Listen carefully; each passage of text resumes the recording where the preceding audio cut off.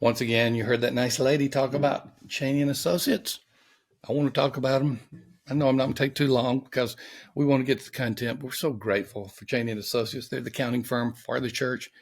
They've helped over 1,100 churches. Of course, they're cloud-based. You'll always have your numbers and your bookkeeping, your accounting ready.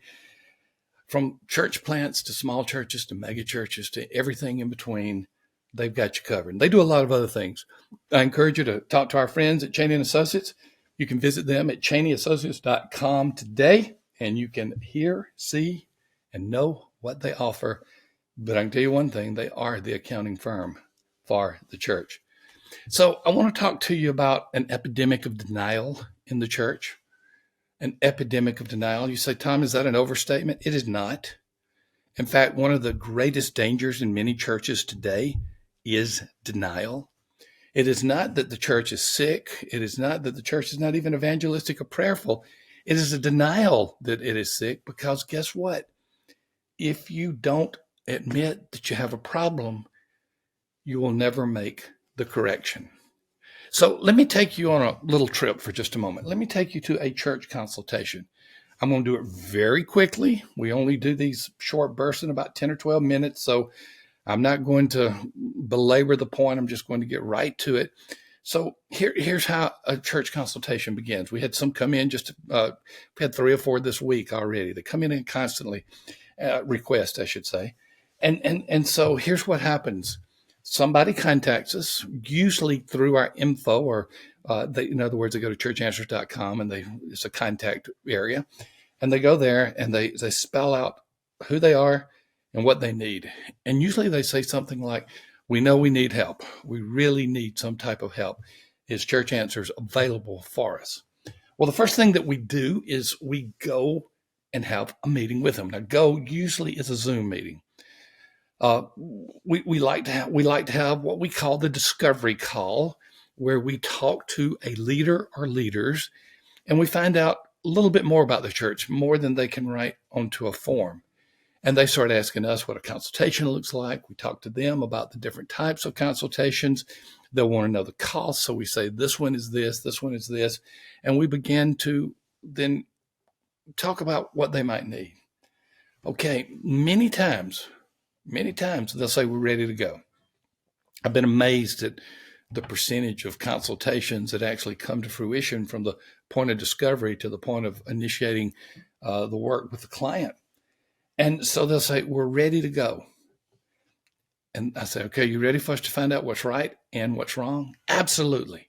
Absolutely, they will say. So we go through the consultation. We're not just there to nitpick what is wrong. We affirm a lot of things that are right in many churches. But then we say, here is probably why you called us. Here's the problem. It is at this point in about half of the churches where they deny our analysis of the problem. They have hired us. They have retained us. They have paid us. We've done enough of these to know what we're doing. And we said, this is the problem. And they have turned around and said, no, it's not. Or maybe they are not quite as direct as that, but they will say thank you, and they will put our suggestions on the proverbial shelf, never to be looked at again. And that's just another way of saying you don't know what you're talking about. It's wrong.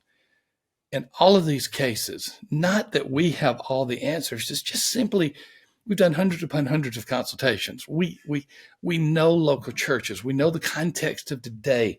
We're recording this in 2024. So if you're listening to this 5 years later, just to give you the context, we're recording this in 2024. We know churches in 2024 like we knew them back in the late 1980s, if you can believe it, that we've been doing it for that long. And so we are able to analyze these churches and say, this is most likely what is going on, what is going wrong with your church. The greatest danger that we have when churches want to see something become healthier, they need to understand that change will have to take place. You don't call us if you want things to remain the same. You call us because you know change has to take place. But the problem is, many churches, around half, will either say that our analysis is wrong, or they will say, we are not going to do it, or they will say, we're just going to put this on the shelf and ignore it and hope nobody mentions it again. Denial. How can you overcome denial? Well, it begins with prayer.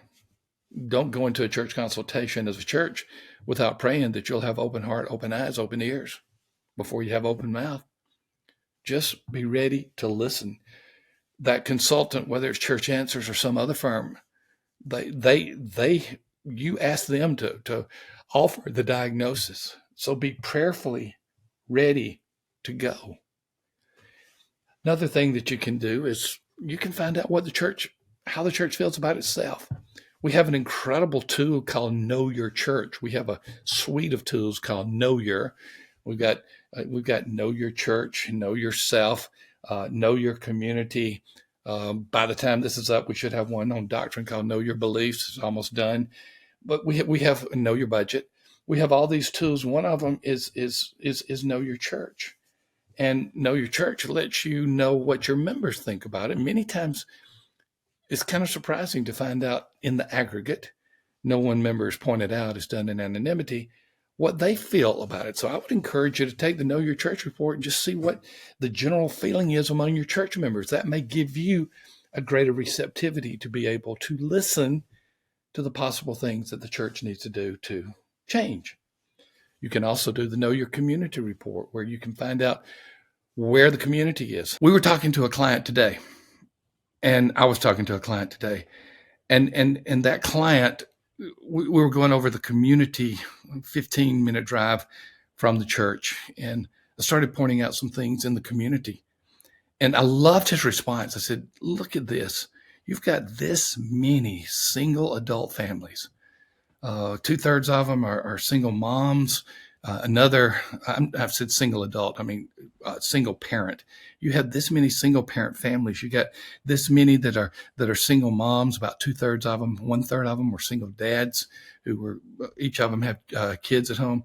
And I just asked them, I said, what are y'all doing to reach these people? And they said nothing.